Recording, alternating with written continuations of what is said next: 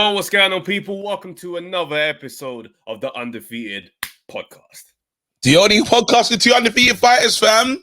Chatting it up. Wake up, bro. What happened, fam? Sorry, man. You know we've been podding, fam. We've been podding like crazy. It's been late nights. It's been early mornings. We move. How are you, man? I'm good, bro. I'm good, man. Life is life, fam. How are you, man? Brother, when I tell you right now, yeah, I don't know where I am, fam. I'm just trying to get through, fam. That's all I'm. Listen, you guys have to understand. This guy is literally on his way to the airport in a matter of minutes. But I said, bro, let's get a short pod in at least, bro. No, there's no way. With all that stuff happening in boxing right now, we gotta make it happen. So listen, let's not waste no time. I'm gonna put out the picture right now. Where do you want to go? We have to go with this. Yeah, let's start with that one. But just before, actually, no. You know what? Let's stay here. Jack Catterall. Yeah. There's on TalkSport today. Bro, is spicy. This is the one, and I'm not gonna lie to you. In the war of words, I never thought Taylor will be taken apart the ways it's a clinic. What Catterall's showing us right now. Yeah, I'm gonna break you down. I'm gonna break down your body. You can't move the way you want to. You can't do what you want to. And even him saying, "Listen, if I lose, there's other fights for me. You've lost for me, done, bro." You know what this reminds me of, and it's eerily similar to Hey Belly. Do you remember Belly was saying your body is gonna fail you, your body is gonna let you down? Like it was so knowing in hindsight. Because I remember for me as a Hey fan, I was thinking, is he dumb? Does he not know he's looking in front of, bro? Is he mad? You don't know what Hay's done. But it's one of the ones you go, he knows. But even with Catterall and them, man, it's a different scenario because he's been in there already. He's felt him, he's beat him, he's won before. So now it's like you've gone on to do nothing spectacular. The TFT Lopez, like it's bad, bro. All we can see. Do you know when I would say it's even giving me? Remember, Eubank was fighting old school Road Warrior. What's his name, man? He gave him the spine. Miguel. And even the girl knew, like, I can't be losing like this. Like you heard the speech at the end. This is the end. You know, the girl went into that fight knowing this could be the end, and I think it might be the end. And then it's Junior that kind of was a nail in the coffin. For him, it hurts that it's Catterall. It hurts that they've had the war of words. It hurts that, you know, how people have seen it. Ever since that day, things have not been good. Ever since that day, ever since that injustice, you know, and now the worst part about it is, you know, he talks about struggling with the weight and it's contradictions for Josh. You can't, the 140 thing, we're struggling at that weight. We're struggling. We're here to prove a point to everybody else that, you know, I can still do this no matter what you don't say about me or the naysayers, because you've seen him, he's on it. When you see Taylor wants to tell people, shut your mouths. That's that's his energy. He walks around with, what do you say? Yeah. You know what I mean? So now I feel like he's doing that with everyone, but it could be to his detriment. That's very true. It's very true. It's a mad one because obviously I used to speak very favorably of his mindset with other fighters. It's just hyper aggressive all the time. Do you know what I mean? It's straight, always find smoke. And I like that, but it's one of the ones where it's like the rest of it can't chip away and you still keep that energy. Do you know what I mean? Because he reminds you of like, you know, them Carl Froch types. Yeah. Where it's just like, hey, don't piss about. We can go outside. Both of them. You can have a push and a pull about, bro. I'm happy for that. He's got that vibe. Whereas now it's like, bro, the in-ring performance, they're not matching up with that energy anymore. And it's one of those things where I think maybe Father Time has just caught up with him at this point of his life. Do you know what I mean? Because Catterall's bang on it. He's bang on it, bro. He ain't playing. And now he's got that spite of, bro, last time I didn't get it. And remember the anger of knowing that you had all the belts, bro. And I would have been able to write my name down in the history as an undisputed champ, I believe he was at the time. Yeah. And it's now I don't get that, even if I get the win. Scattered. So now I'm just gonna beat you up, bro. I'm gonna beat you up, fam. Bad because there's been back and forth, and you know he said what's funny is Josh is striking me. It's funny, man, and I feel for him a little bit because it's hard to see like, you know, someone that's been great and been like a dominant force in the business and lose their powers. Really, it's really hard because they still talk like the dominant force, but it's just the dominance is not the same. Like the words ain't hitting the same. Everything just feels like raw, man. It's vulnerable. I can feel the vulnerableness in every time he's out there. So now he's like, look, man, I didn't take him. I wasn't thinking about him. I was thinking about other fights. I overlooked him. I never said I'll do that as a fighter. And he doesn't strike me as someone. It's almost like who you introduced us to. Well, you don't strike me as a person that will overlook anyone. You strike me as someone that says anyone can, bro. Even you, bro. You two's weight classes are not the same. He saw you in the lift and he thought, if you want some, I give it. Bro, I'm here to do punditry. We're just here on the zone thing. Like that's in weight class, like it would matter, fam. But it wouldn't matter. Still, no. But someone that size, bro, you're big. You're not small, fam. He's got you really got to fancy yourself in them moments because at the end of the day, wrestling is wrestling. But what if those shots ain't landed the way they're meant to land, wrestling. That's the end of the day. And I don't know. No, I wasn't at that one. That was just that was the you just hadn't arrived. It was AJ Usyk. Okay, cool. He was by the staff entrance, the invited people entrance, and he's doing. I'm doing the whole. Is that Josh Taylor? Is that I know that brother, and he's just like, like what is it? Like, are you looking at? I'm thinking, oh my goodness. You could be a normal civilian or anyone, bro, but you're near the right entrance, yeah. And this is what I'm saying. So he's not overlooked. He doesn't pose me as someone that's going to overlook his opponent. The point I'm making, he weren't overlooking Jack Catterall. He said that's what happened, and that's why that fight went the way it did. No, bro. Like that excuse is not working. Like he knocks him down. Wants him to beat him, man. Beat him up, man. My thing is, I would love to see, like, because I'm still like a Taylor fan. I would like him to right the wrong.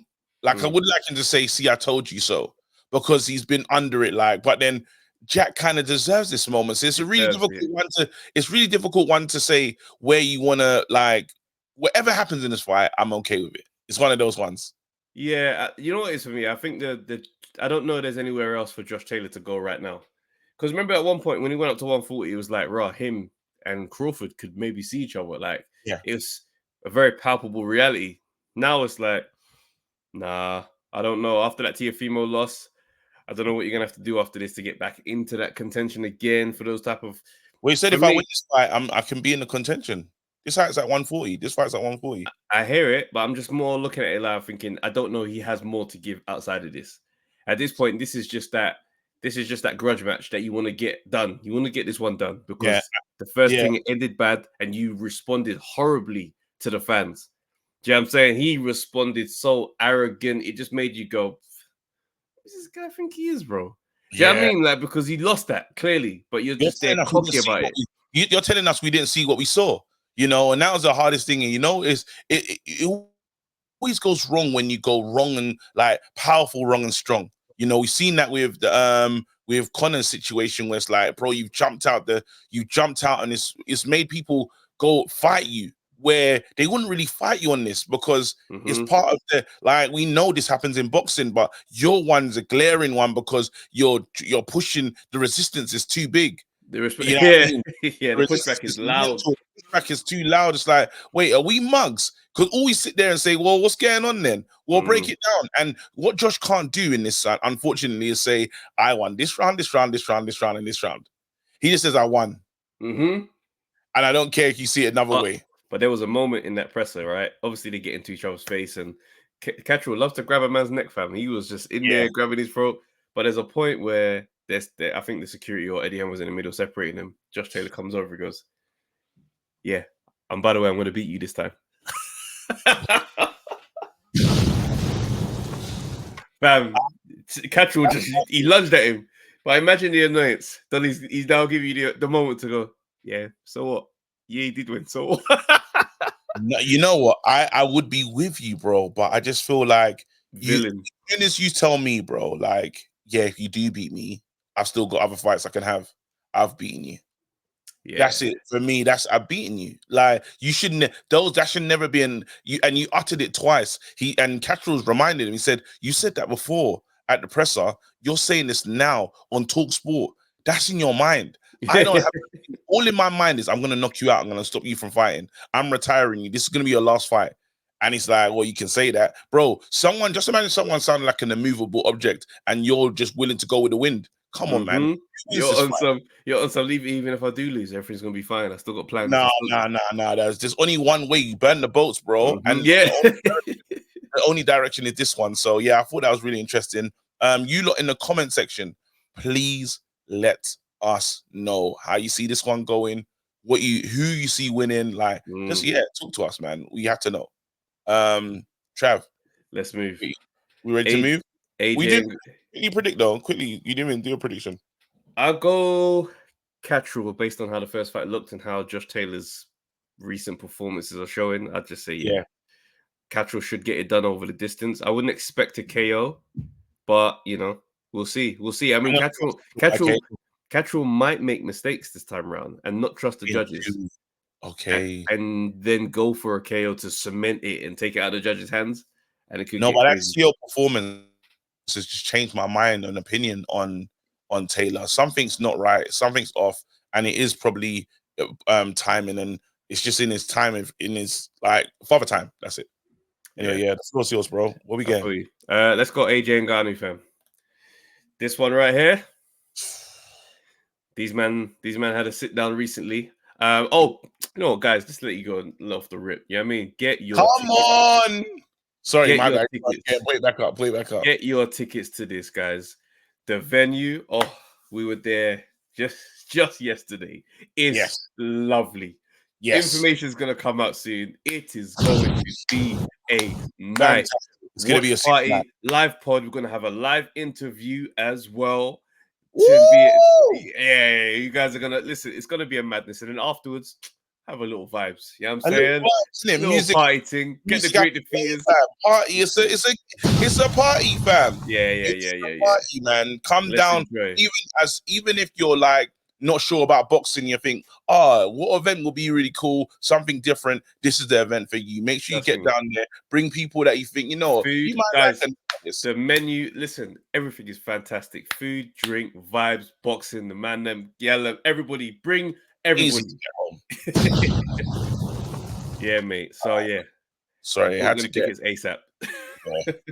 But that'll be in the link below as well. Anyway, Trav, man, Ngannou versus, and this is why, like, I know what you call it. It was really funny, man. Tony came on and said, "Listen, man, me down AJ's coming like feminine energy." I thought that was kind of crazy still. But you gotta respect what the women are doing though. You gotta respect the women that are really out here giving life, fam. So anyway, because listen, man, they handle codes better than we can. But we move.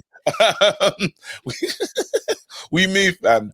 One thing I will say is, like, Ngannou, there is a part of me that is just watch the Ngannou story, respects the UFC. Even though I don't watch UFC, I'm not a UFC guy. But when I hear UFC fans talk about Ngannou, it sounds like we're talking about him. Yeah. It sounds like they're like, no, because you don't watch this sport, you're playing with who you think this guy is as a competitor. Yeah. This is a real challenge. This fight can go, and it's heavyweight boxing at the end of the day. This fight can go somewhere you didn't expect it to go. The same way Fury got hit on the top of the head and we thought, Fury's down. What? This is heavyweight boxing. That can happen. And Ngannou can go down as well. They've gone with the KO machine. They've gone with the classic. They understand what this is. Anyone can get knocked out. These are two brave boxers, two proud boxers who are going to step forward and throw hands. There's just a little part of me that's like, if you ask me in percentages wise, I say what? I give 80% to AJ. Yeah. But that 20% is still 20%. Yeah, I can hear you. I can hear that. And I wouldn't even go crazy against someone who says that. Do you know what I mean? That's not even a mad statement in terms of that, the possibility of what could happen. It's one of those things where all I ever try to do when I push back on the story is there is an element of drama attached to the story that people love. That I kind of push back, where we've seen, and not to try and downgrade the philosophy that how serious his story and difficult his life has been. We hear a lot of difficult stories in boxing. Boxing has never been a sport that's accessible or designed for the rich and wealthy to prosper. Really, it's just it doesn't. The great fighters come from hard times. Do you see what I'm saying? Like, you probably even say like moments of society when things have progressed and opportunities were more available. Boxing standards had dipped because there were other sports to venture into. But that's why I'm like, okay, the story is fantastic and it does show me strength of character as a person. It doesn't give you boxing skills. So whenever we Yes. do talk about it, Ngannou in with these guys, I'm just like, guys, let's just zone in on the boxing, because bro. Let's talk about another very difficult story. Remember that guy that was fighting at fight camp? I believe he was Mexican. Somebody don't quote me. Oh, the guy that He was deaf and he couldn't talk. deaf. Yeah, the deaf guy. And the guy had to give him signals for combination. Like, bro, that's a very hard life. There's so many examples in boxing that are uniquely insane for what you've had to go through. That's why I'm like, I'm not trying to take anything away from Ngannou's story. I know it's mad, but what I'm saying is, in those ropes, all that matters is your boxing skills. Do you know what I'm saying? While I hear that, it's that thing of like from 10, and I know what you're saying and stuff, and sometimes things are written in the stars, bro. Like, even when I look at, like, it's your night, this is ordained, this is my time. I look at the situation with and it's a football reference that, like, what based it, but a bit different. Cote d'Ivoire player Hala, he had he's testicular cancer, bro. He stopped playing, went chemo, everything. Bro, he scored, like, he's in the final, bro. It's him that gets his team to the final. They win it, bro. Like, as in the journey that he's gone on. When it's like, this is how this film ends. This is like a Coach Carter. This is like, Disney couldn't have done this better.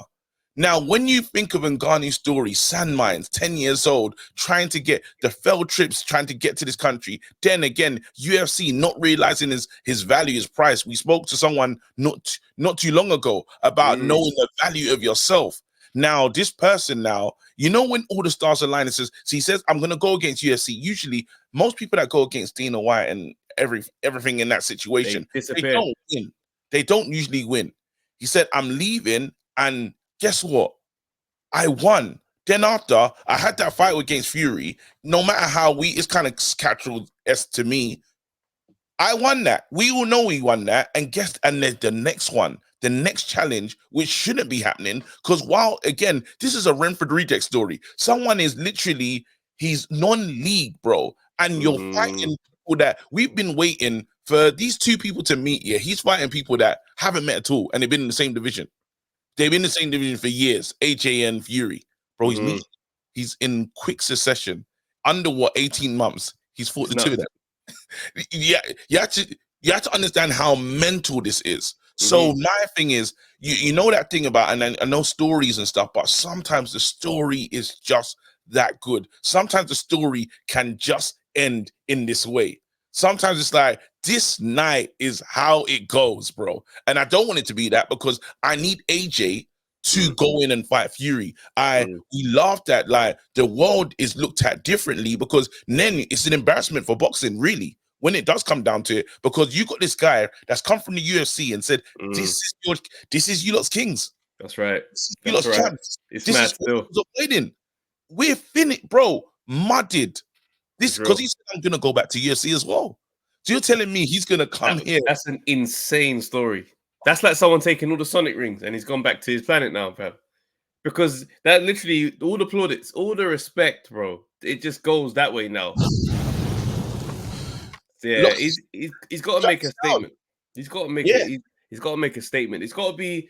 Thing is, what I won't do for this particular fight is hold AJ to the standard of a KO only. Sometimes we say KO. Oh, no. This is not one of those. Do you know what I'm saying? And that's me respecting Ngannou and saying, hey, listen, KO ain't the benchmark for this one. Go in there, box his ears off, bro. Like, yeah. You have to. This is the only way for me. But then AJ, just the kind of guy AJ is, AJ likes to fight, We always forget that AJ does want to mix it up and be like, all right, let's see what I got on. He's got that in him. Like, it's like, you lot, like, it's that thing. But I think he'll come in honest, though. He'll come in honest, as in, all right, let's just box. And if that feeling arises, then there's fight moments. There's fight moments. AJ's gonna say, even in the time, even when, like, even in Klitschko or any of the times AJ's been out there, there's little quick moments in the fight when he says, all right, this is what we're doing now. Just a detour the plan, It was harder to do against Usyk, but we're going to expect to have things more like his way. Now, there's going to be frustration.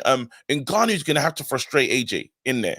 He's gonna have to do things that he didn't like. Fury was the pace of the Fury thing was different. This is gonna be a completely different fight. So what Ngannou has to do is some type bully boy tactics at times. There's times he's got to get inside. There's times he's got to hold. There's times he's got to try and annoy AJ, pull AJ out of boxing and into a fight like a. He's got. You know when AJ's pissed off when something's happened. He's like, you see the face like, hold on. He's got to get a lot of those moments. He needs to make AJ want us tear up. Do you know what I mean? Because when he goes into that mode, you see it when it's like the Dillian White fight, the end of the Franklin fight where they had that personal kind of back and forth. He's got to get to those moments. I don't necessarily think he will do those things that is required because he seems very much, I'm going to play by the rules, but I'm really strong. So within the rules, Ngannou has to do that. Ngannou, again, as a UFC guy and someone that, again, with the grappling, this, that, and the other, and while we can't leave out the grappling side of it, he will try to hold him. It makes sense because you're dealing with real power and you're dealing with someone that's going to throw a lot of punches. You're dealing, the output will be high from AJ in the beginning rounds, and there will be just jabbing. He'll be trying to jab his head off and try to keep him at a distance. The only way Ngannou's going to get something is that he will try that Falcon punch thing that he will try and do some things that don't make sense. He will. He shouldn't try that. What I would say if I was in Ngannou's corner, in the clinch, make it look like you're about to do something incredibly illegal. Like, put that fear in him of, I've got your arm, and it's just for you to just panic. Like, hold it, you're not supposed to. Get you into that space. That's a concerning space because I've intimidated you for something that could happen, that might happen again. That, like, it's like when one time, I think Conor McGregor flexed like he was about to kick Floyd or something, and it was just like, hey, you can't. It's like someone pulling out a gun halfway through the fight. It's like, hey, you remember that's not. It's not sanctioned. He's not sanctioned. That's not allowed. He's got to get into that bag. But you know how I see the fight going? If I'm being brutally honest, go ahead. Those sparring videos of Joe Joyce versus AJ. I see the fight looking like that, and I don't think Ngannou is necessarily a much better boxer than Joe Joyce. I think they fight very similar in terms of the pace, the good jab, and kind of coming forward. I'm not deterred by punches. I'm happy to take one to give one. It's a very similar style. And I seen what AJ was doing to Joe Joyce. And I don't think Ngannou's head movement was fantastic. He was getting lamped with some 1-2, but he was just playing on the fact of like, I'm going to take that and then land my thing over the top. Whereas I don't think, I understand his chin is fantastic, but you know that accumulated attack of high power. It can be, again, there's so much that AJ can do where he can get AJ will get the respect of Ngannou in there. Just on the power punching. This is not a Fury punch. This is really getting punched by a real heavyweight, someone that's started to believe in his power and believe in himself more. So I do feel like you're not getting the AJ that you would have got. Maybe it's the AJ that was kind of second guessing himself post Usyk, like real close post Usyk. Maybe perfect time, but this version, who's really like now said, and again, great on the team that they've been smart when it comes to saying we're gonna do what AJ does best, beat people up. You know what I mean? We're just gonna lean into that. We're gonna make sure that we're training for that kind of AJ. And good. So now it could be a thing where AJ actually knocks Ngannou down, like really hurts him. Like really, if that happens, that's one of the biggest statements he ever would have made in his career. Yes. Because that's nuts. If he knocks Ngannou down and knocks him out. It's a huge statement. It's a huge statement. You know, and that can always be there. And that's the 80% for me where it says, you know what, keeping on the edge of the jab, again, double jab, and then land that power shot. Land that uppercut as well. Here's a shot, I think. Because he loves that. And then I don't know if he's received a real heavyweight uppercut like that. Trust me, because I know UFC punches, they're not punching like boxers. Not like that.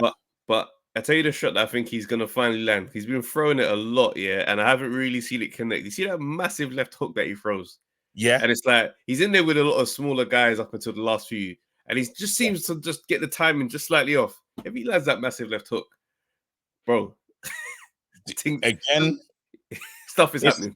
It's a big shot, but I've seen this guy take I think he's taken a mad, like the elbow thing for me rattled my mind in terms of how he took that one, because it was a true elbow. It was like, I'm giving you all of this. And clean. He took the shot clean with no complaint. Nothing in him said, let's look at the ref to say what just happened there. He just said, yes. That's mad. Now, the one that you tested is the uppercut, and AJ is good. He's prone to throwing the uppercut. Where I have the little bit of unnerved and the 20% feeling is, you know, that Ruiz shot that was landed back at the equilibrium, and because this guy is not a orthodox fighter, he's just doing stuff. He's just trying stuff. He will swing, and it's a surprising shot that will just take you down. You know, that thing there is, and to recover from that when there are fluids in the ear and stuff, your balance is off. There's nothing you can do about it. You're in no man's land, you know. So it's AJ just has to be smart. He has to think Ruiz too, but with more ability, with more like Ruiz too, in terms of try and keep the distance and understand you're fighting a risky guy in there, no matter what. He's dangerous. But then Otto Wallen when you're on the attack. Yes. Beautifully handled. Listen, people, let us know what you think about that. Get involved. Don't forget, you must get your ticket. It is going to be a night of nights. The reaction's going to be crazy. Live interview, podding, food, banter, music, everything. Let's go. Come on. All right, cool. Final topic before you get out of here, bro. Listen. Do we start cracking? Canelo's ducking, bro. Like, this is a great career, and it's ending on a bum note. I've had a great career. He's had a great career. It's ending on a bum note, bro. Like, even the way like the Benavidez talk, the Crawford talk, it all sounds pathetic to me. I'm sorry if I sound like a hater. Is where it is, bro. Like when he says about Crawford, I don't think a hater on this one. If he's like, like even if like I can't win in that one, they're gonna say he's too small. They're gonna say this. They're gonna say that, bro. It's Terence Crawford, fam. What are you talking about, bro? He's called you out and he's coming to your weight class. Bivol should have never fought you then. Bivol got mad respect. Bivol got mad respect, bro. Bivol got respect for beating Canelo, fam. Man didn't realize Bivol's him still. So now you're on some weird energy, bro. Benavidez not happening is insane. Munguia not happening is insane. What bad. Are you how can you be wanting to rush into the Charlo fight? Charlo is he's just coming out of some personal, you know what I mean? Bro, down in round 7. I'm not rating it. I'm not rating it, man. I just think, you know what? It's shocking. It is shocking. That's the only way we can really break this down. It's shocking how he's moving. And I know this guy was Infinity Stones. Let's have it right in it. Like 60 wins in it, yeah. 2, what do you call it? Like how many? 39 by KO. The guy has done. It's a super career. It is, you know. And there's names on here that are lovely names. You know what I'm saying? But then and the Gennady Golovkin, like that relationship and that was huge. You know, Jacobs, there's good fight, bro. These are nice names. It's just the fact that you're avoiding a Mexican, and it doesn't make sense why you would avoid this guy. It is time. The moment is now. And they're not looking at you like, it's the Mexican pride. They're like, no, bro, they're hungry. They want you, bro. We're Mexicans. This is what we do. What are you on about? Bro, I saw this video, yeah. It was a girl's 16th birthday, yeah. Bro, she had on boxing gloves and she's sparring at 16th. I can see her, bro. Fam. This is what you man do, bro. I don't want to fight another Mexican. As if you're sparing him, bro. He's ready for you. This is part of the course. This is the Mexican way in boxing. You know what I mean? So again, all that's left is, I feel it's one of those ones, and it's similar to Kell Brook, Amir Khan, where it's like, it's that, bro. I'm telling you, yes, I'm on another level for you. I'm on another level. But if I fight you, yeah, because there's space in our careers, I understand that. And what Khan has done, I don't care what Kell Brook says, I'm still Amir Khan. However, you see home bragging rights, to be able to walk around in my city, to be able to feel good in the UK, it's tough. Him, and I lose too much. Khan could not sleep after those losses. He couldn't build the wedding reception center. There was no, they had to shelf the show, bro. Because we got to shelf it. Man said the wedding is not happening. Things are off. Cancel everything. Cancel this. I'm trying to have a rollout. I'm trying to do my Kardashians thing. Live show, this, that, and the other. This ain't part of the story. I'm supposed to have the success thing. And Kel's ruined that now for Canelo, just to bring it back to him. You got this pride of Mexico. You've done this. You've done that. You've had that. Julio Caesar, yeah. That's my son. Done that. You've done that, yeah. My real son.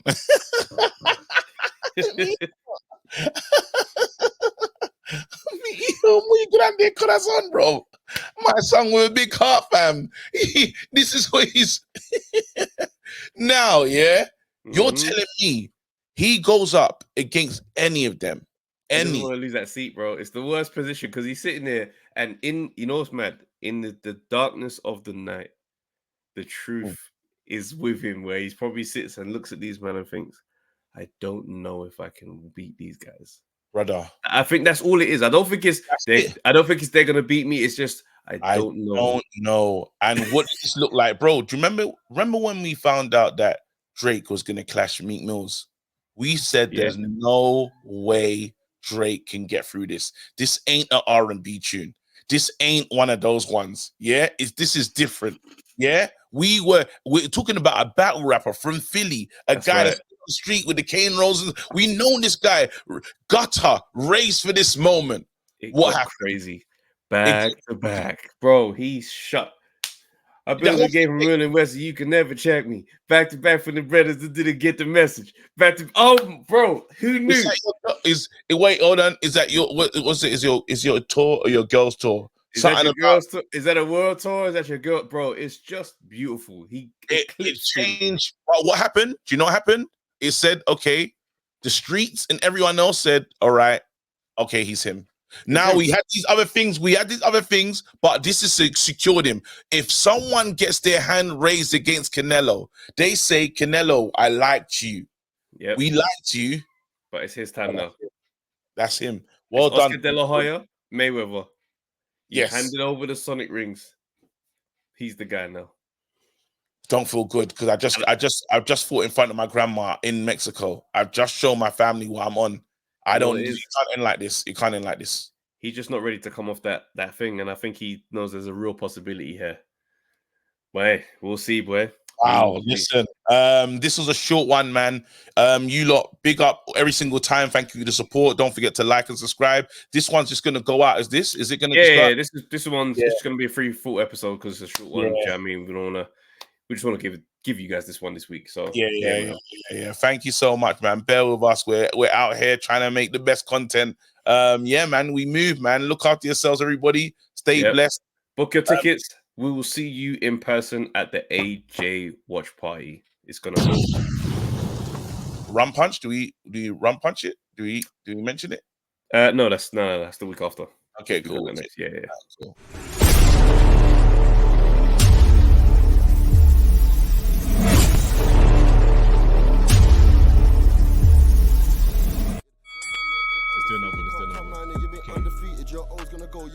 Yo, people, thanks for watching the Undefeated Podcast. Make sure you like, subscribe, share, leave a comment, and all that good stuff, man. This is the place to be.